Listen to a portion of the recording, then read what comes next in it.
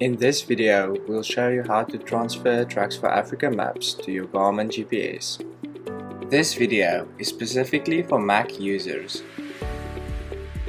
Here's the list of videos you should have watched in order to proceed with this tutorial.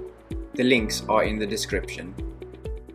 At this point, you've purchased Tracks for Africa maps and installed both BaseCamp and Map Install, as well as the Tracks for Africa maps. Firstly, you'll need to open Garmin Map Install. In the drop-down menu, you should see your GPS device and its inserted SD card listed as no name if you've inserted one. If you want to install maps on the device, then select the device, otherwise select the SD card. Click on Customize. Now select the T4A Traveler's Map and click on Send Maps. Click Confirm to start the transfer. The transfer should only take a few seconds.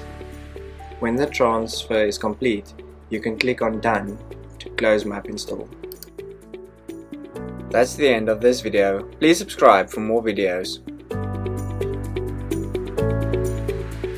Here are some videos to watch after this one. The links are in the description.